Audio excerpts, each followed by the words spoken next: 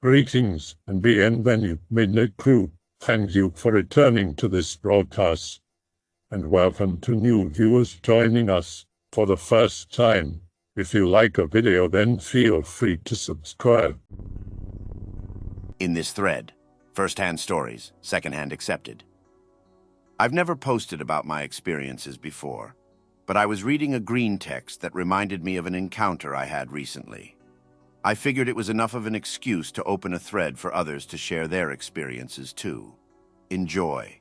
Be me, mindlessly shambling through Walmart one afternoon, absolutely spaced out.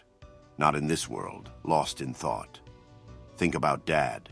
Think about his friends. Think about my father's friend, Dave. Haven't seen Dave in years. Run a cart into another person's cart at the intersection of arts and crafts. Oh God, I'm so sore. It's Dave, and he looks horrifying, like a dead man walking. It snapped me to reality fast. Oh, hi, Dave. Been a while. Didn't strike you as the kind to shop for art supplies. He just stands there without a word, staring blankly at me the whole time, eyes wide. His skin was dry and paler than I knew it should be. His lips were cracked, and his eyes were bloodshot. It was like looking at a crackhead's mugshot or an acid attack victim. Pick-related, he was scarred similarly. Keep trying to make small talk, but to no avail. He's a statue. Well, I better keep moving, Dave. It was good to see you. Yeah, it was good seeing you too, Anon. I better get going. He spoke, even flashed me a smile and a stiff wave. His teeth looked filthy. Thank God I couldn't catch his breath.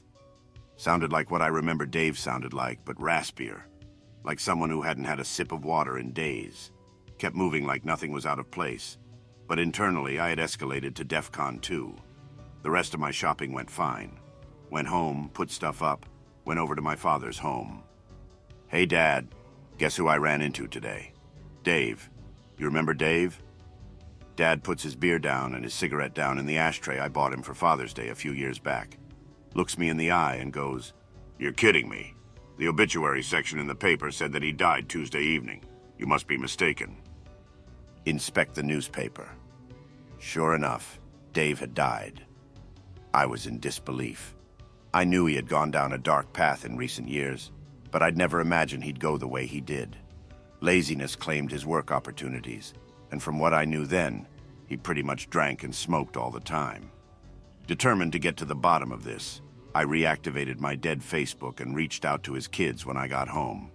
Each of them had more or less the same to say. He was a deadbeat. He was always degrading and undermining our confidence. He was not a good father, etc. Learned from his daughter that he had been in some sort of accident prior to his passing that left him facially damaged and scarred. My face. When I spoke to a dead man walking. Tell her that I ran into him at Walmart. She's in disbelief. Tells me that it's not funny to make up sick jokes, especially with the deceased having passed so recently. Threatens that her brother is coming for me. Plot twist, he doesn't. Tell the oldest brother about it. We'll call him Bill. He believes me. He believes me. Gives me his phone number and tells me to call him that evening. Do so. Tells me about a call he apparently had the night his father passed. Receive a phone call from his father. Apparently his voice sounded similar to what I described to Bill. Raspy. Off. Hey, Bill. I'm awful sorry I wasn't all that accepting of you as a kid. You're a good person, regardless of the fact you like men. I love you, son. That's more or less what I was relayed. Hung up without another word. Dave to the grave. Always gave the oldest shit for being gay and doing theater. I believe you, Anon. I know Annette is just aching right now. It's a hard loss for all of us. Despite everything. Chat with Bill for a bit longer before hanging up. The next day, I go back over to my father's place and catch him up to speed. He's quiet for most of the rundown. Though as I went on, I could tell all I was doing was making him sad. Drop the topic. You know, Anon, he wasn't always an asshole. For context, my father's friends and associates have been dropping like flies since 2019. Needless to say, he doesn't have very many friends these days. Even though Dave had rudely cut ties with my father, he still wished the man all the best. I think even now he longs for his friendship. He turned out some good kids, though. For a dead man, maybe Dad. You really saw him at the arts and crafts aisle? Yeah, Dad, why? He always said only women shopped in that aisle. Laugh reel 3.wav. My face when Dave went to make his peace with the arts and crafts aisle before passing and bumped into me. Don't know why he was pushing a shopping cart, though, since he's dead and all. I've got more stories of my own that I'd be willing to share if there's interest. As I said in the opening, I'm more interested in hearing the accounts of others. My only visual paranormal experience. Haven't greentexted in years, so bear with me. Me, probably 21. Spent a great deal of time at my best friend's house. He's a year younger than me, same birthday. Playing video games, the usual. His house is in between a mile or two from mine. I would always come home in the early hours of the morning, anywhere from 1 to 4 a.m.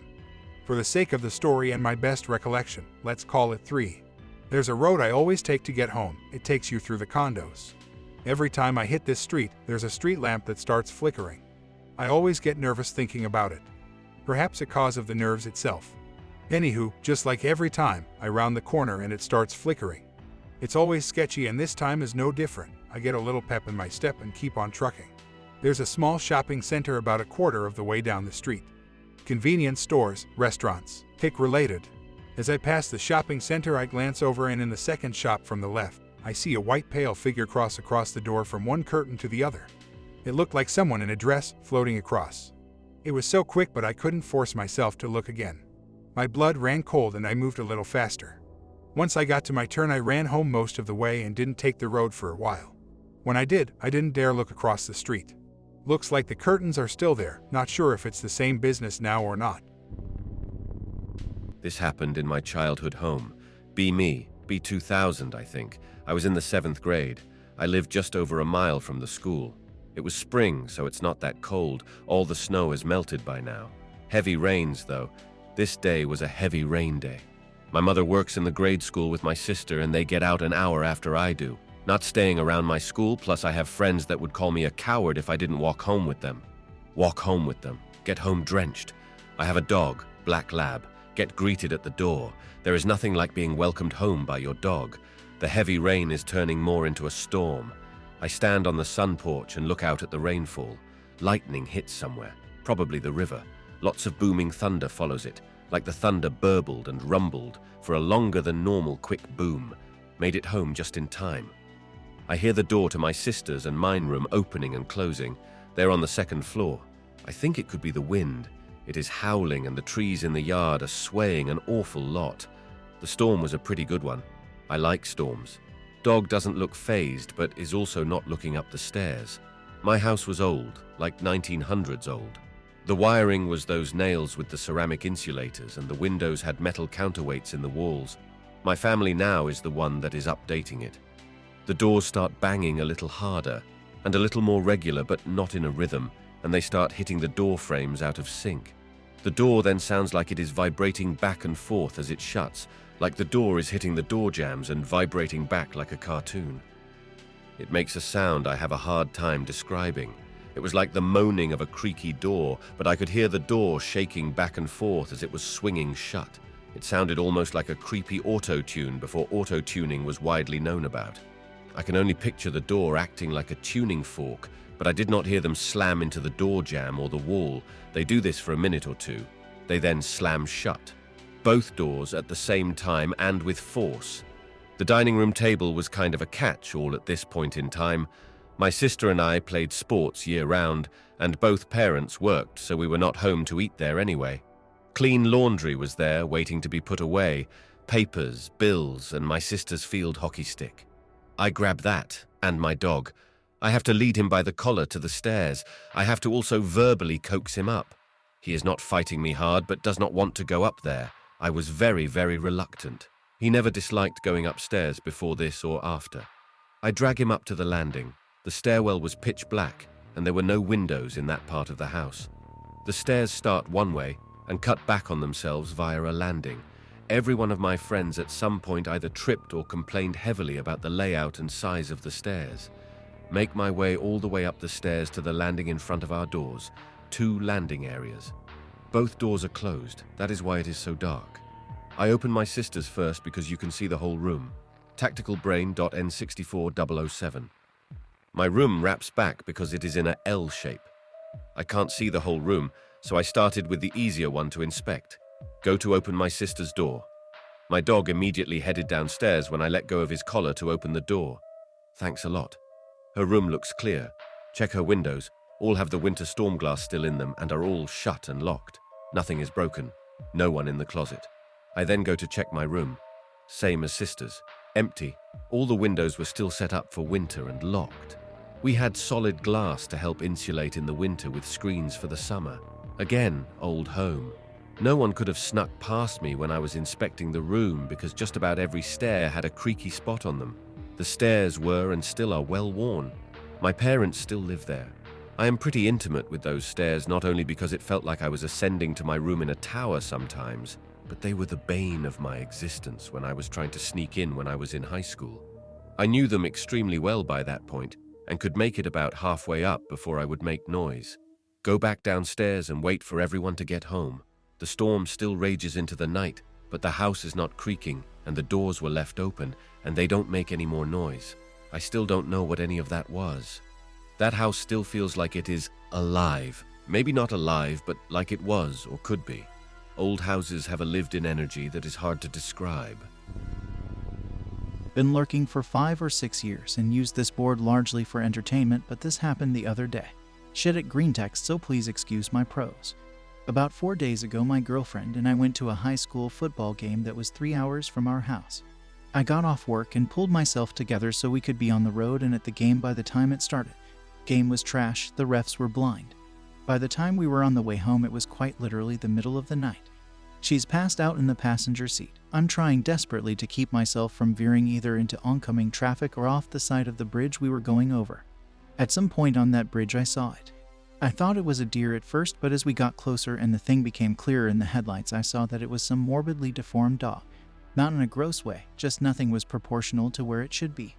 Thing looked like a chihuahua that got it on with a moose. The shoulder easily came up to the top of the windshield of this SUV I'm in. Think like 4 or 5 feet, and the head had all of its skin stretched toward the back as if in a snarl, but cartoonishly exaggerated. Eyes were pitch black from what I could tell and damn near bulging out of its skull. Granted, all of this was observed in the matter of a few seconds in the middle of the night. Thing followed us for a while. I'd catch glimpses of it in the rear view and sometimes even ahead of us before it'd dip off in nowits, and the entire rest of the ride was stupid nerve-wracking. Got home and my girlfriend doesn't believe a word of it even if she's being polite and going along with it. Yet to see it in town, but I've had a horrible feeling gnawing at me ever since. Only thing I can think of is Chupacabra, but things just don't line up perfectly, so if anyone can help ID this thing, it'd be appreciated. Short one, probably not all that interesting, but it's my go-to weird story. B14. Stuck working on my uncle's farm because I flunked all my classes that year and my school didn't have a summer school program.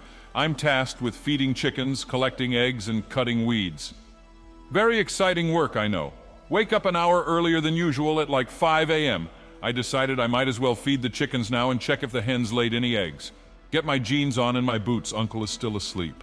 Head downstairs, TV was still on from last night and running reruns of The Simpsons. Grab the bag of chicken feed and go out back to the coop to start feeding the roosters. No eggs today. Notice the bushes rustle, see something slightly larger than a rabbit dart out of them and head in the direction of the house.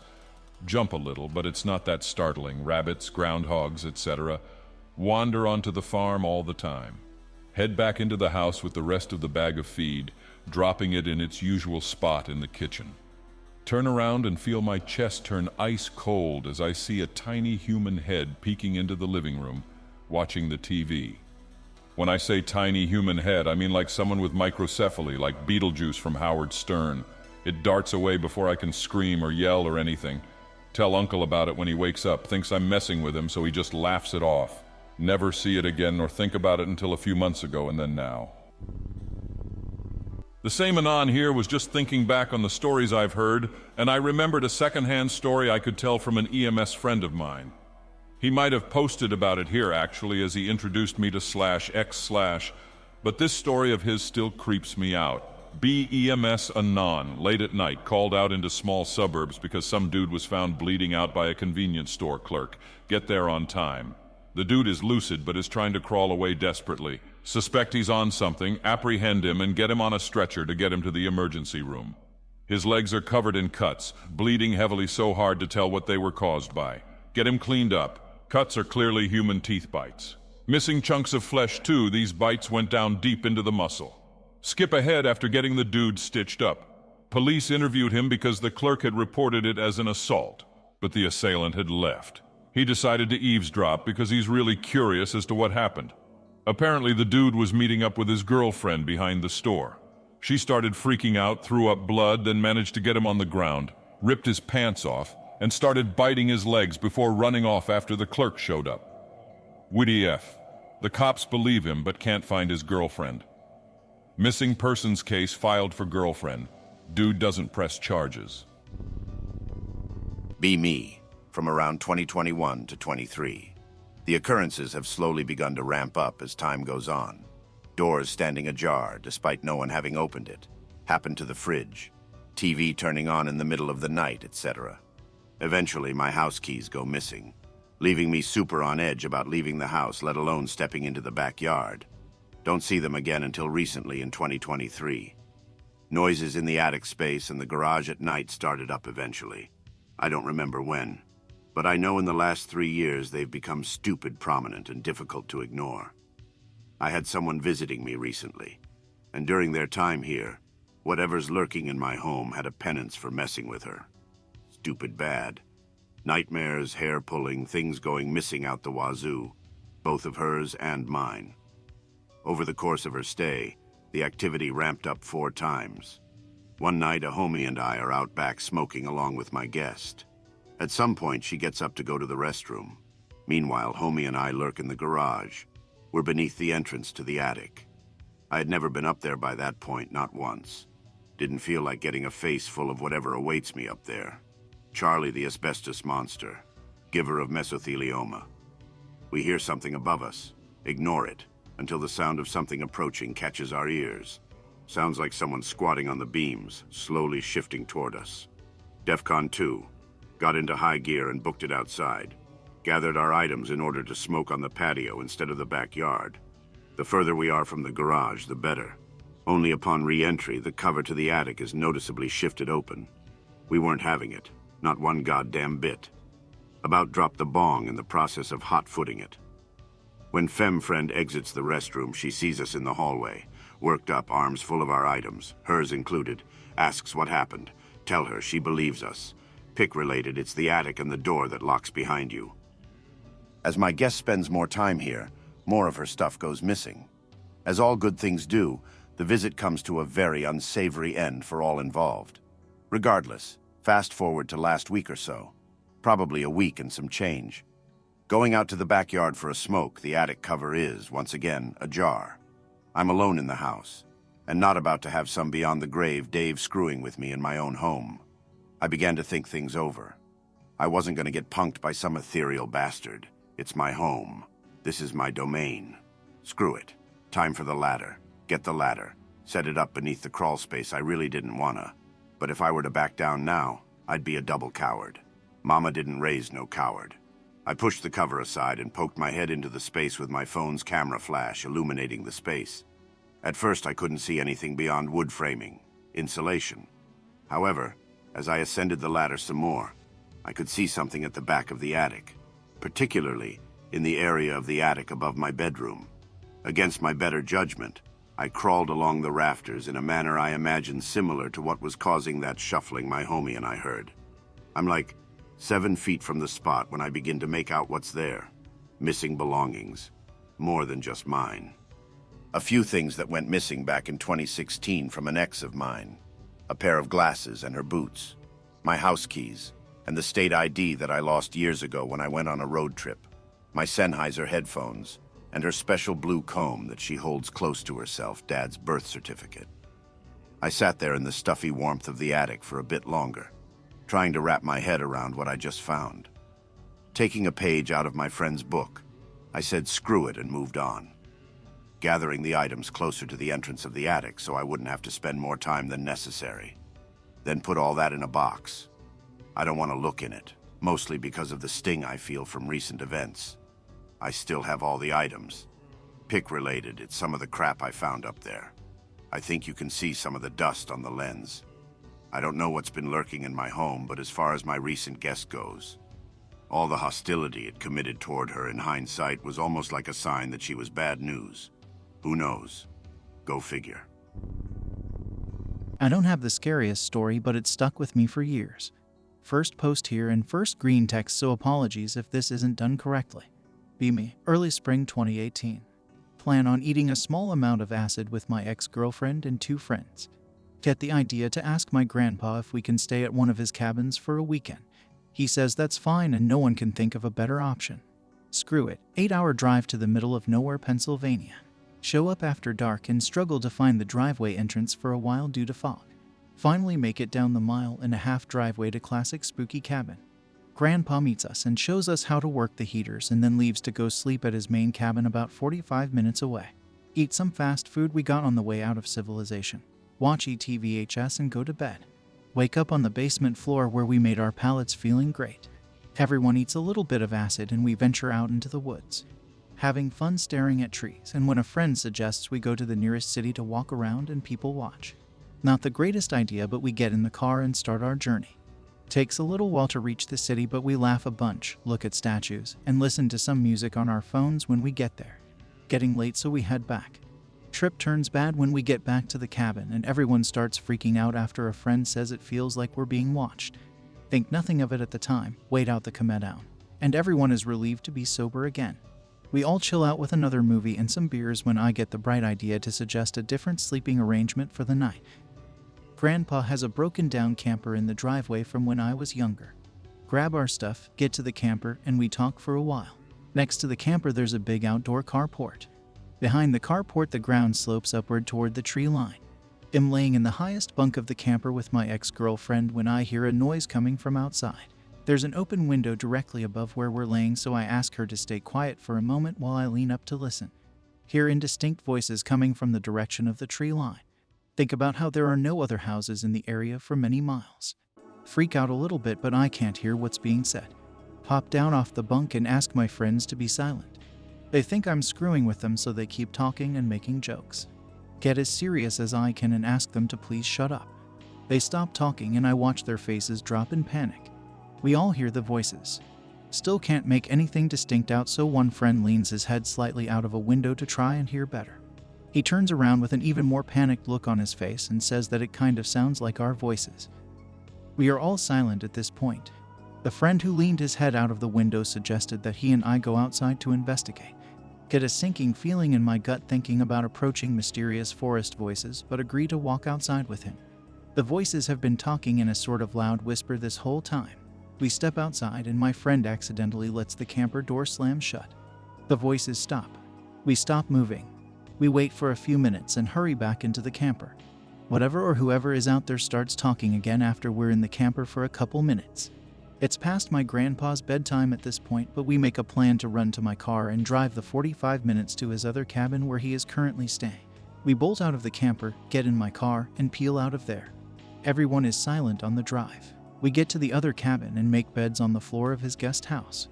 Wake up and Grandpa is confused as to why we're there, so we explain what happened. He follows us back to the cabin immediately. As soon as we all arrive, he points out that there is a radio in the carport and laughs off the whole thing and goes inside to make breakfast. We investigate and the radio is unplugged. We plug it in and it's not even tuned to a station, so it's just static. My face when no one believes the story when we get back to our home state because we had done acid earlier that morning. Be me, Ruski, circa 2002.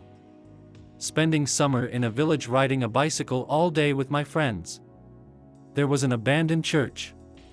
It hasn't been used as a church since the revolution. Commies turned it into a warehouse or something. First floor was open, kids used to draw with chalk there all over the place. Basement was sealed. Riding bicycles one day with my friend. Approach the abandoned church. Approach one of the windows to the basement. I keep telling my friend something about how Warcraft 3 is an amazing game. I notice that he's not listening to me, he's trying to listen to something in the basement and he looks disturbed. I shut up. He shouts into the window. We both hear a female voice, sounding like it's far away. She's either singing or just saying, ah, or something.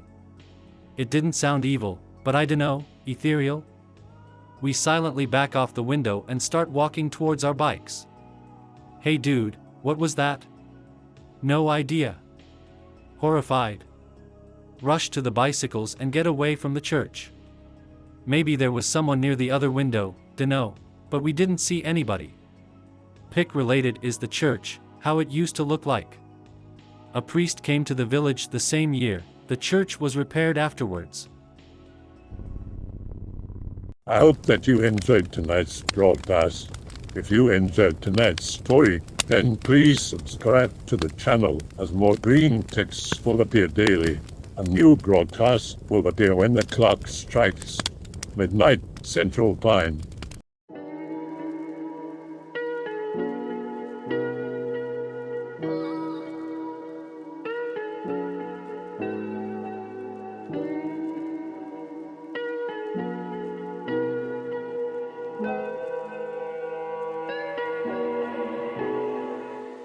Remember to check out the Odyssey page in the description for a second archive of the channel's videos.